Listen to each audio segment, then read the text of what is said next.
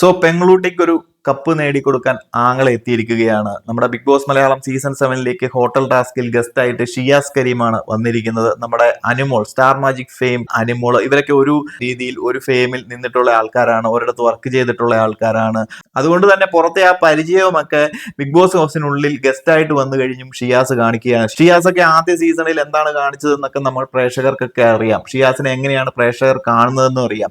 ആ ഒരു പൊട്ടത്തരവും മണ്ടത്തരവും തന്നെയാണ് സീസൺ 7ൽ വന്നും ഷിയാസ് കാണിച്ചുകൊണ്ടിരിക്കുന്നത്. ഒരു ഗസ്റ്റ് ആയിട്ട് അതിനുള്ളിൽ ചെല്ലുമ്പോൾ അതിൻ്റെതായിട്ടുള്ള ഒരു മാനേഴ്സും അതിൻ്റെതായിട്ടുള്ള ഒരു റെസ്പോൺസിബിലിറ്റി ഒക്കെ കാണിക്കുക.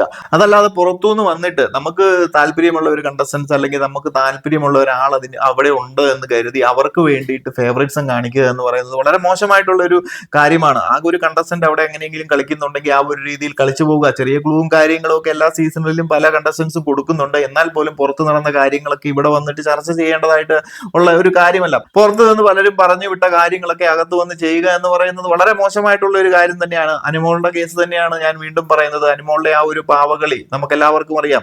ആ ഒരു പാവയും വെച്ചിട്ട് 2-3 ആഴ്ചയാണ് ബിഗ് ബോസ് ഹൗസിനുള്ളിൽ കരച്ചിൽ നാടകവും അതുപോലെ തന്നെ പല രീതിയിലുള്ള കണ്ടന്റുകളും ഉണ്ടാക്കി അനുമോൾ മുന്നോട്ട് പോയിക്കൊണ്ടിരുന്നത്. കുടുംബ പ്രേക്ഷകരെ തെറ്റിദ്ധരിപ്പിച്ച് കരച്ചിൽ നാടകമൊക്കെ നടത്തി മുന്നോട്ട് പോയിക്കൊണ്ടിരിക്കുകയായിരുന്നു. എന്നാൽ വൈൽഡ് കാർഡ്സ് ഒക്കെ ഉള്ളിലേക്ക് വന്ന് അനുമോളുടെ ആ ഒരു ഗെയിം സ്ട്രാറ്റജികളും കാര്യങ്ങളും ഒക്കെ എല്ലാവരും തിരിച്ചറിഞ്ഞു.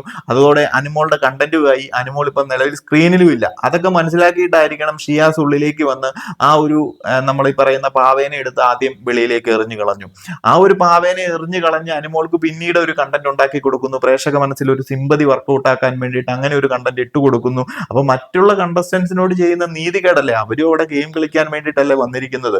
അപ്പം നമുക്ക് പേഴ്സണലി അറിയാവുന്ന ഒരു കണ്ടസ്റ്റൻസ് ഒക്കെ അതിനുള്ളിൽ ഉണ്ടെന്നും പറഞ്ഞ് നമ്മൾ മറ്റുള്ള കണ്ടസ്റ്റൻസിനോട് നീതികേട് കാണിക്കരുത്. അവരും അവിടെ ഗെയിം കളിച്ച് മികച്ച രീതിയിൽ എത്താൻ വേണ്ടിയിട്ടാണ് വന്നിരിക്കുന്നത്. അപ്പൊ പുറത്തെ ക്ലൂവും കാര്യങ്ങളും ഒക്കെ എല്ലാവരോടുമായിട്ട് ചെറിയ രീതിയിലൊക്കെ പറയുന്നതിൽ പ്രശ്നമില്ല. ഇതുവരെയും ഗസ്റ്റ് ആയിട്ട് വന്നുള്ള ഒരു കണ്ടസ്റ്റൻസും അതുപോലെയൊന്നും പെരുമാറിയിട്ടില്ല. കണ്ടസ്റ്റൻസിനെ എല്ലാം നല്ല രീതിയിൽ റോസ്റ്റ് ചെയ്തിട്ടുണ്ട്. പല സീസണുകളിലും വരുന്ന ഗസ്റ്റ് ആയിട്ട് എത്തുന്ന എക്സ് കണ്ടസ്റ്റൻസ് ഒക്കെ നല്ല രീതിയിൽ ഓരോ സീസണിലെയും കണ്ടസ്റ്റൻസിനെ റോസ്റ്റ് ചെയ്തിട്ടുണ്ട്. അതിൽ നിന്ന് ഓരോ കണ്ടസ്റ്റൻസും അവർക്ക് വേണ്ട ക്ലൂകൾ മനസ്സിലാക്കി എടുത്തോണം. അല്ലാതെ ഇങ്ങനെ ഫേവറേറ്റ്സും കാണിക്കുക എന്നൊക്കെ പറഞ്ഞു കഴിഞ്ഞാൽ ശോഭയാണെന്നുണ്ടെങ്കിൽ നല്ല രീതിയിൽ ഫേവറേറ്റ്സും കാണിക്കുന്നുണ്ട്.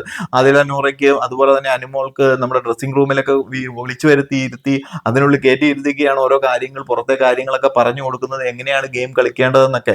സോ ഇത് വളരെ മോശമായിട്ടാണ്. ബിഗ് ബോസ് പോലും ഇതിനെല്ലാം കൂട്ടു നിൽക്കുകയാണ്.